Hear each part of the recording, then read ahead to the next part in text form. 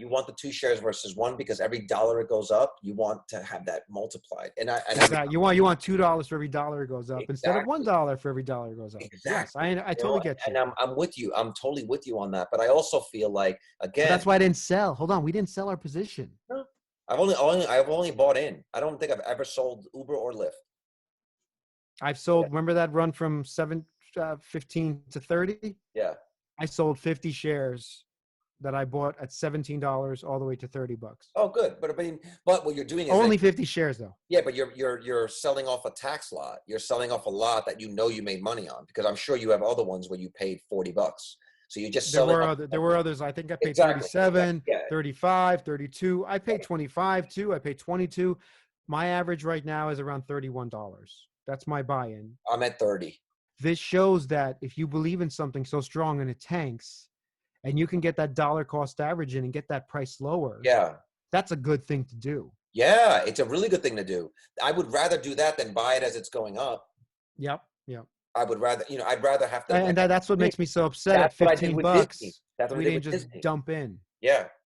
Disney was like at 160. Disney's still low. Disney's still low. It's still low, and they might take a while to recover, but like Disney at $100 is like ridiculous, and I had them at like 170 or whatever it was, and I'm just like, okay, so for every 100 shares I buy of this, I can say that it's going to be $700 profit every fucking, when it gets back to what it was. You know what I'm saying? Well, it was like, at 160. 160. Right? It was at 168, I think was the highest I saw it, but then I started buying it as it went down, and once it was at like 85, I tried to buy heavily to get that average share price. That's good. What's your average?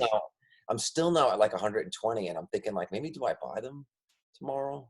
Like, well, once again, Disney's not going anywhere. They own how many franchises do they own? No, they own a lot, but it's about when they're going to become profitable and what that price will get back, because they operate very much like an Apple. For them to go back to 170 is going to take a long time. Because it's going to take some time. That's true. You know what I mean? Like, even if they have a Marvel movie comes out and it's like, it does $1 billion, the stock goes up $2.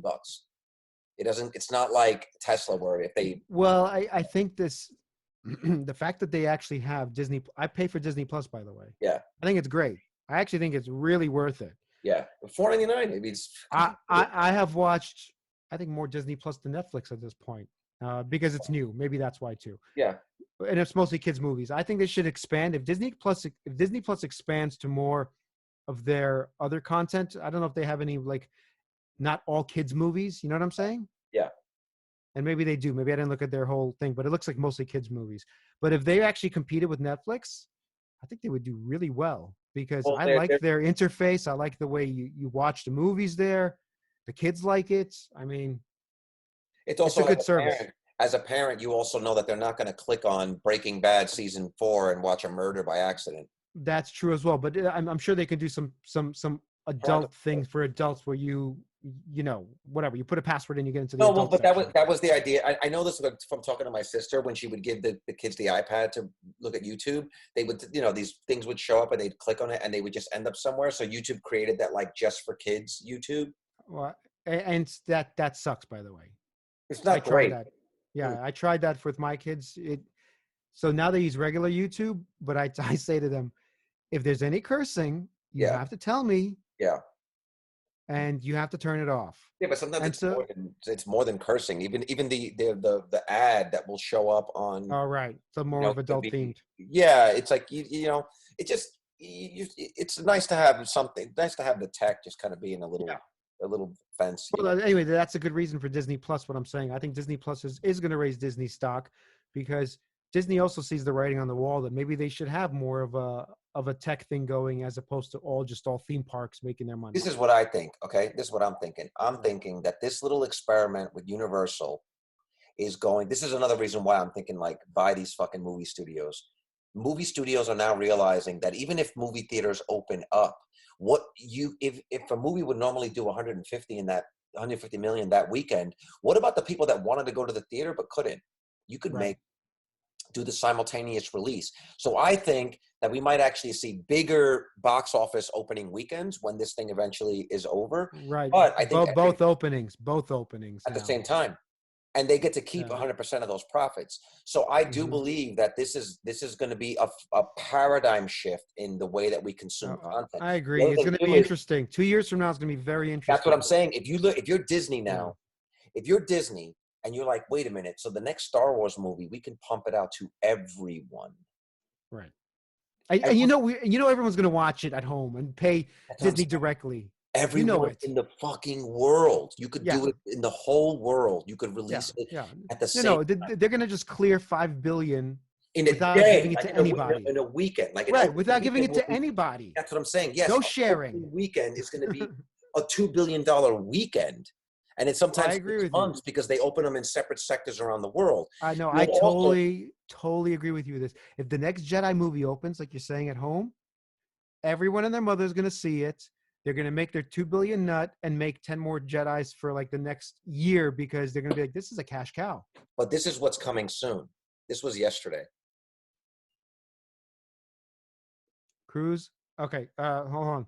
Cruz Bill aims to block Pentagon help to studios that censor films for China.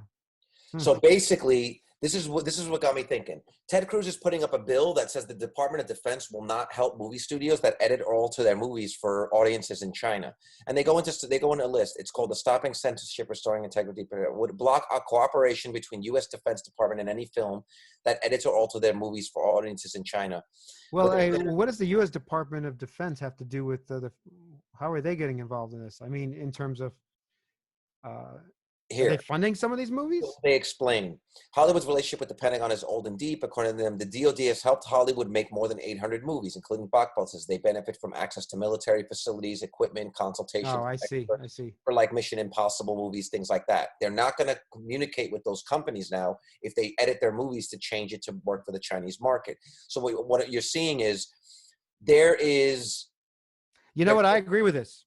I agree with it too. Cruz is finally saying something that's not idiotic. I agree with this too, because I do believe that when you do that and you kowtow to them, you enable them to affect our culture. And this is a pivot point where the two cultures need to push back and say, no, you need to have your people a little bit more free. But the other big part of this that I like, or that makes me think about it, is if you're Disney, for example, right?